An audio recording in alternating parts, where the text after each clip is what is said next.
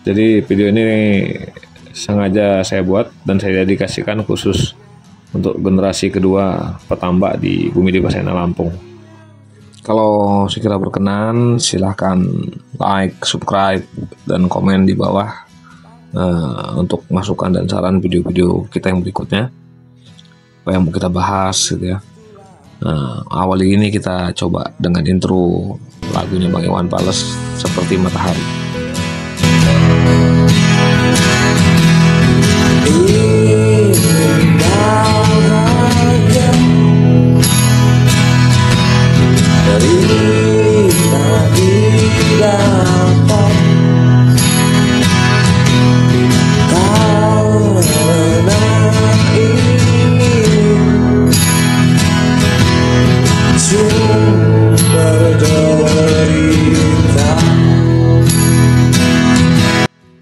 Kali ini kita akan bahas soal keinginan ya, sama seperti lagu tadi.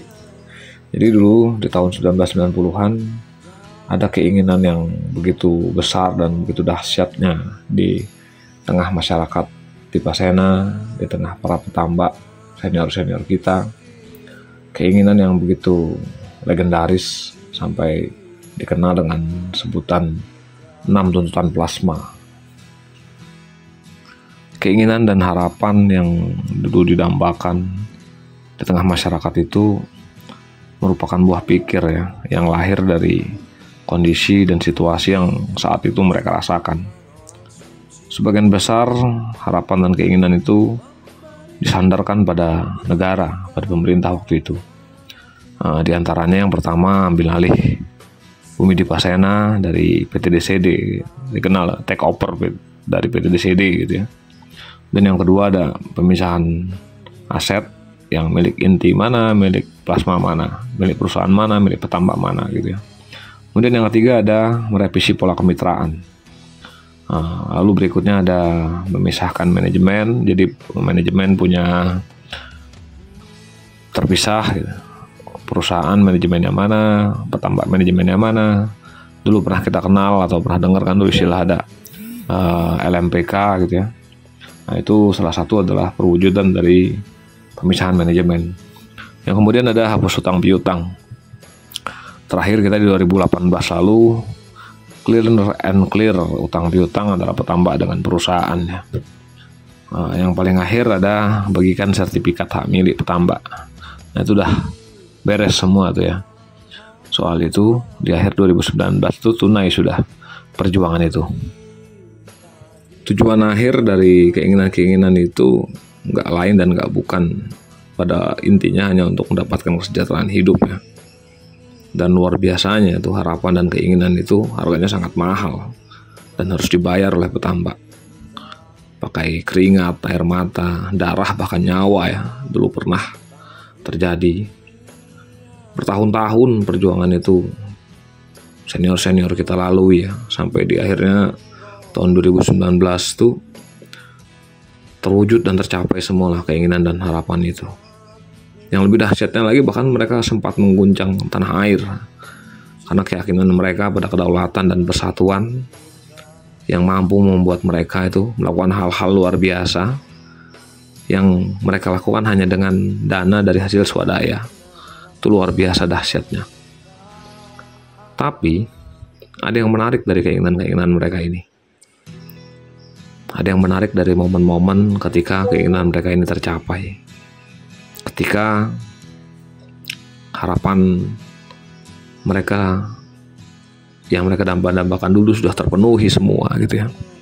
Dari 6 tuntutan itu sudah tunai seada-adanya. Menariknya lagi saat tubuh mereka mulai menua. Mereka ini justru seolah saling berebut untuk jadi matahari.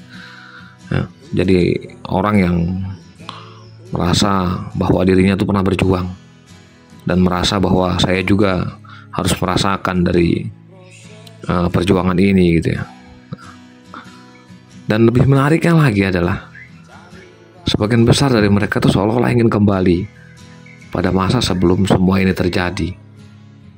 Entah itu karena putus asa, entah karena itu mungkin sudah lelah, hidup susah gitu ya. Mereka coba balik lagi tuh siklusnya.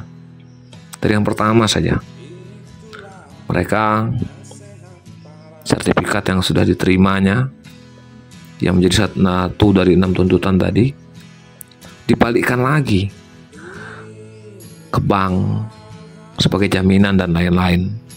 Artinya sia-sia itu pembagian sertifikat ya. Ketika sudah dibagikan, dikembalikan lagi ke bank. Terus setelah itu runut gitu. Dari 6 tuntutan tadi runut dari bawah kita ngomongnya.